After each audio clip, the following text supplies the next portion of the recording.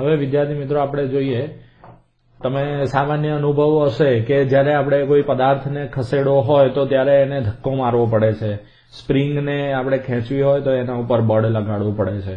જ્યાં સુધી કોઈ પદાર્થ સ્થિર હોય, ધારો કે આ પદાર્થ સ્થિર છે, તો જ્યાં સુધી એના ઉપર હું કોઈ બળ લગાડતો નથી ત્યાં સુધી એ પદાર્થ સ્થિર રહે છે, અને જ્યારે એ પદાર્થ ઉપર બળ લગાડવામાં આવે ત્યારે એ પદાર્થ પોતાનું સ્થાન બદલે છે અથવા તો ગતિ કરે છે એમ કહેવાય. એની જાતે જો રસ્તા ઉપર બાઇક ઉભી રહી હોય તો એ ચાલવા માંડતી નથી, એટલે કે એના ઉપર બળ લગાડવામાં આવે, કોઈ બાહ્ય અસર. આ બાહ્ય અસર એટલે કે બળ. હવે આ બળ વડે ઘણી બધી વસ્તુ થઈ શકે છે. બળ વડે પદાર્થનો આકાર બદલી શકાય, બળની ગતિની દિશા બદલી શકાય. અહીંયા આપણે કેટલાક હું તમારી સમક્ષ ચિત્રો રજૂ કરું છું જેના વડે તમને થોડો એના વિશેનો ખ્યાલ આવશે.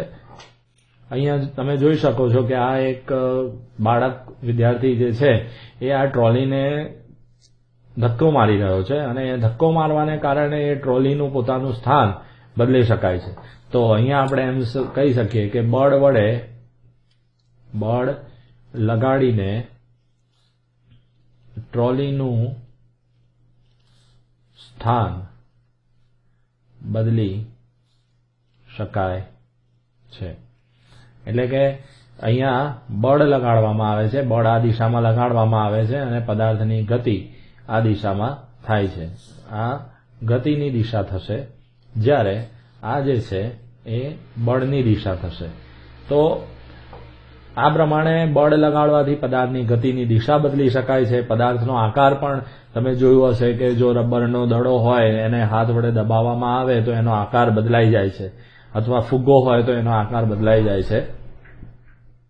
આવી રીતે બીજા પણ આપણી પાસે ઉદાહરણ છે તો આપણે જોઈએ. આ ચિત્ર જોઈને તમને રેલવે સ્ટેશનની યાદ આવી ગઈ હશે, અથવા તો બસ સ્ટેશનની યાદ આવી ગઈ હશે, ખરું ને? જેવી રીતે તમે જોયું છો કે અહીંયા એક કુલી જે છે એ કુલી આ ટ્રોલી ઉપર બળ લગાડે છે. ટ્રોલી પર બળ લગાડીને તેની ગતિની દિશા બદલે છે, અથવા તો એક સ્થાનેથી એને બીજા સ્થાને ખસેડે છે. બરાબર? એટલે આમ કુલી બળ લગાડે છે, બાહ્ય અસર વડે આ બધા ફેરફારો થઈ શકે છે. આ બાહ્ય ફેરફારને અથવા બાહ્ય અસરને જેના વડે પદાર્થની ગતિની દિશા બદલી શકાય છે, અથવા તો પદાર્થ સ્થિર હોય તો એને ગતિમાં લાવી શકાય છે. વધારે વજન હોય એવા પદાર્થને ઊંચકીને એક જગ્યાએથી સરળતાથી બીજી જગ્યાએ ખસેડી શકાય છે. તો એ બાહ્ય અસરને કહેવામાં આવે છે બળ. તો એ બળ વડે શું શું કરી શકાય છે એ અંગેની હવે આપણે માહિતી મેળવીએ.